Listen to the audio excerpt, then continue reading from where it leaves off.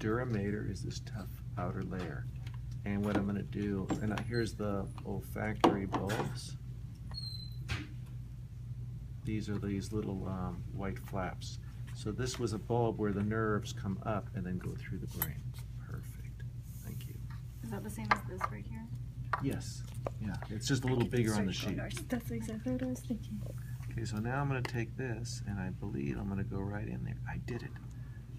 Okay, so you see how it's right in there? That's the superior sagittal sinus. There's two main dural sinuses we're going to look at.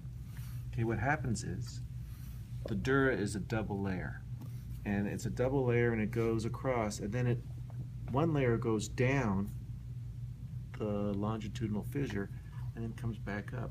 So it kind of splits at that spot. And that little spot where it splits is where this needle is. So this is where fluid drains. Otherwise, it would accumulate and you'd have hydrocephalus.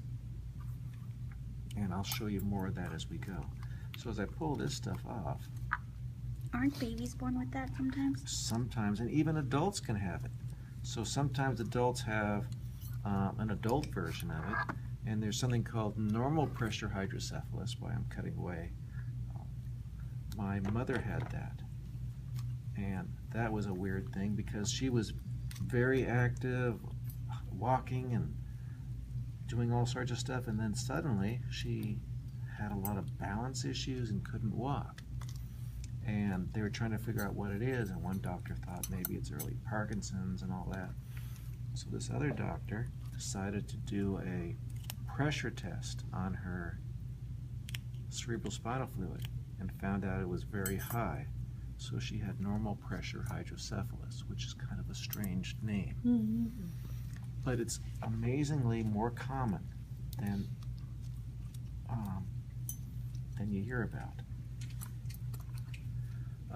So what they had to do, and I'll show you pictures when we get to that, is they had to put a shunt in, which they do in the little kids too if they have an issue. And the shunt got all clogged up right away. But eventually they redid the shunt. Everything was fine.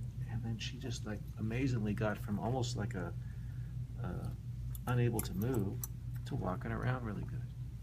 And she went from a higher level of care place, and they moved her to a lower level of care place. And then she had a bad fall.